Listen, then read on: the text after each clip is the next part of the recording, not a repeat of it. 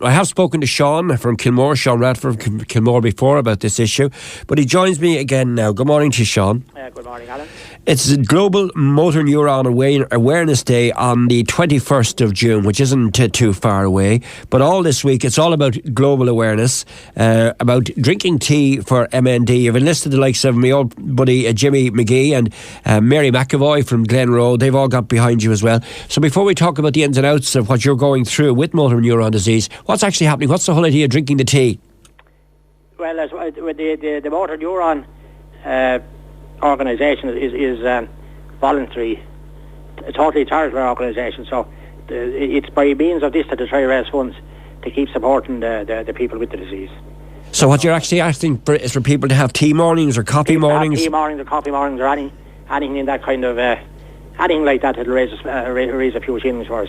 And you can actually get tea packs if you're prepared to do this from by dialing the free phone number 1800 403 403. That's 1800 403 403. Tea packs are available from the Irish Motor Neurone Disease Association office, and they will help you. Is it too late now because we're into the week, or can people still contact them? Well, you can still contact them because although this is the week, it is now.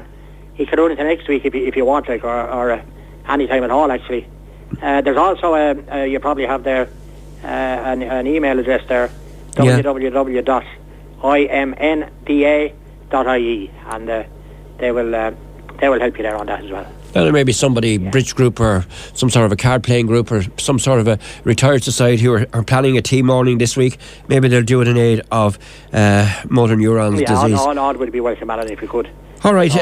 First of all, before we talk about your own life and times of this, and I have spoken to you before about this, this is what Colin Murray is suffering from at the moment, isn't it? Have I got that right? Is he? He's one of the most high-profile people who's living with this at the moment. He would, that I would know of. He would be the most high-profile. Yes. I think there's somewhere about 400 people in Ireland at the moment that have this dreadful disease. And have you any idea how many of those will be in the Wexford area? You're not alone, I take it, Sean. No, I don't. Well, we would have no idea about that. I personally know of one other person, from the Enniscorthy area that has, but other than that, I don't know anybody. It's described as being a progressive neurological condition. Walking, talking and swallowing can become virtually impossible. Is that how you would describe it? You were diagnosed when with it? I'm in the second year with it now. 2 years ago, I think it was. But my problem actually is a little different at the moment. It's my breathing is the problem. It affects my diaphragm and the muscles around the centre of your body. In other words, I can't stand anymore. I can't stand up straight without help. But I do have the use of my arms and legs. My arms are not. My hands especially wouldn't be quite as dexterous as it was. I can't really walk now without a walker. So as time goes on, I'm getting more and more confined to the wheelchair. But I get around fine. At that, it's as I say, it's the breathing that I have the difficulty with. Can you tell us how you were diagnosed with it in the first place and how you reacted to it? Well, it's a difficult one where to start. I had a number of medical episodes after I retired when I thought I was going to have a great time, but it didn't work out that way. I did have a heart bypass, and after that I wasn't getting on very well with the exercises that you need to do after that to get back fit. One of them being to walk, say, 2 or 3 kilometres every day. I found that instead of getting better every day, I was getting worse, running out of breath. So eventually I had a bad breathing episode and I was brought into Wexford General. I stayed there for a couple of weeks. I was sent then to St James's in Dublin, and it was there that it took me 2 weeks to find out what was wrong. So in other words, there were 4 weeks in hospital before they came to the conclusion that it was motor neuron. I had never heard of it before, didn't know what it was, and it was a bit of a shock, but what can you do? Only you live with what it is, get on with your life as best you can. Is it a progressive illness, or is it one that you're managing to control with medication? How is it with you? Because as you say, you've had it now since 2011. No, it is progressive. There is no cure, and I wouldn't expect there to be one in my lifetime. There are various tests and researches going on into it, all right, worldwide, but at the moment there is no cure. I do take a tablet twice a day, but I was told when they gave it to me that the best I could expect from it would be an extra 4 months of life. Right. So you might as well take it, but in other words, it's not a cure. And have you been given a lifespan timing? Not really. Have you not, Sean? Not. You've not asked for it, I take it, have you? I haven't asked, but you do a lot of reading about it. Look, I'm one of them, well, if you could say it, I'd be one of the luckier ones that will.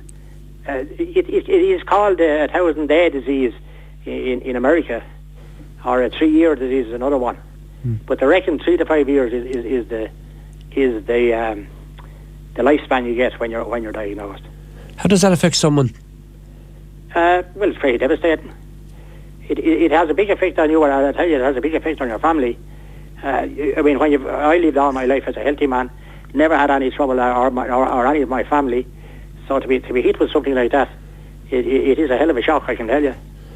But that's what life is all about. We know we're going to arrive at an end sometime, but sometimes you like to get a bit more longer out of it.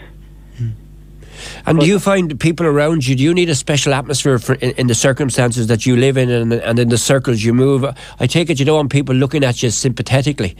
You want people to just carry on as normal, or what do you expect from people around you? Just to behave as normal. You don't want anything. You don't want anything to be highlighted at all. It is. Look, I'm not long in the wheelchair, and I do be. I think I suppose I'm a bit embarrassed in it. I don't know why, but I hope I get used to that.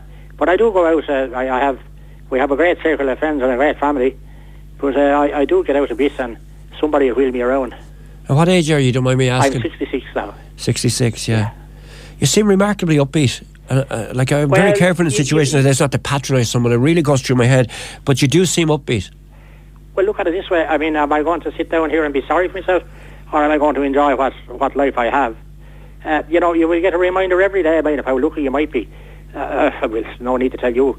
Listen to your programme, what can happen, people. But just down the road from us, a very well known neighbour just down from us died there last week, 52 years of age, with a stroke. Very well known, very athletic man. Imagine what his family is going through, like. Yeah. So we try not to dwell on that. I mean, that man got 52 years. I've got so far, I've had 66. Yeah. And hopefully. Well, I had hopes one time to be the first man to ever reach 120, but I think I'd have to scrap that one. Yeah. Listen, what would you like people to do? Like the 21st is the main day, isn't it? That's the special Global Motor Neurone Disease Awareness Day. Will that differ somewhat from what's going on the rest of the week? Are there any special, not so much celebrations, but commemorations to people who passed on with this, or what's happening on that specific day? I don't know what the Irish Motor Neurone people are doing about it, because, as I said, we're very new to this.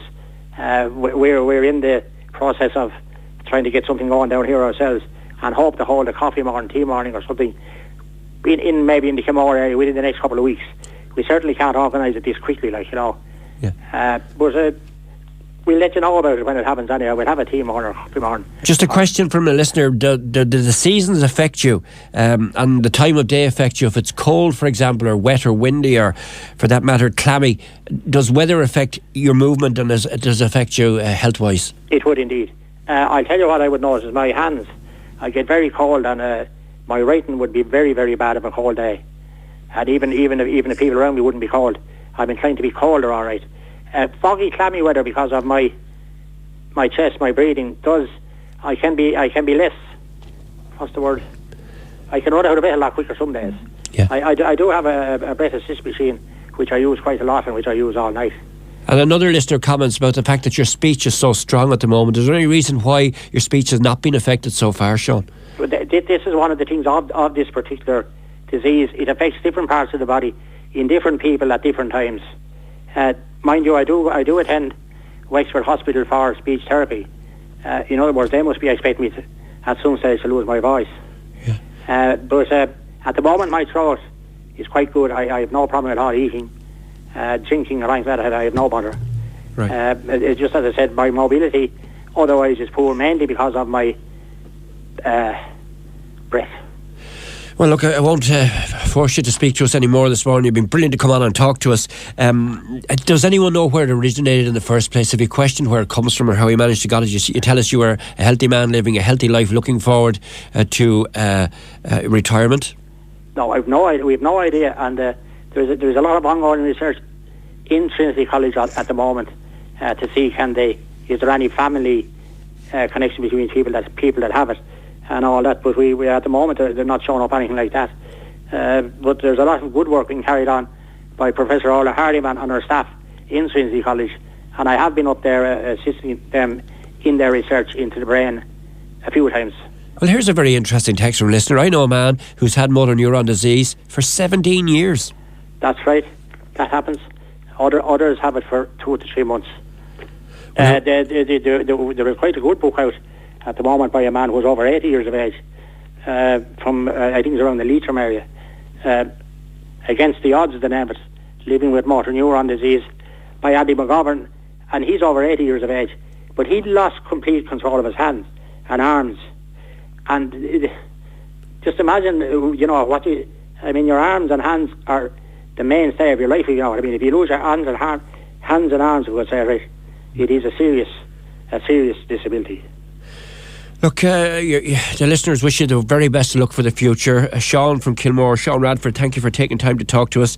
And of course, behind all of this is your desire that people are aware of the work of the IMNDA, that's the Irish Motor Neurone Disease Association. Their website is simply www.imda.ie. If you have a group or society that meets up for teas or coffees during the week and you'd like to dedicate any funds you might raise specifically to motor neurone disease, Sean, keep in touch with us, will you? Thank you very much, Alan. We'll let you know when we get that day up and running. Good morning to you. Thanks for taking the call. Bye.